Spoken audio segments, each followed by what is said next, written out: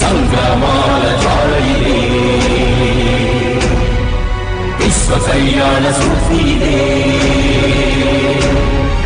ధర్మము ఆది అనంతము, సత్యము సార్థకలంకము, జాత్యహంకార పర్యవసానము. శక్తి ఇదే, భక్తి ఇదే, జీవన్ముక్తికి మార్గమిదే.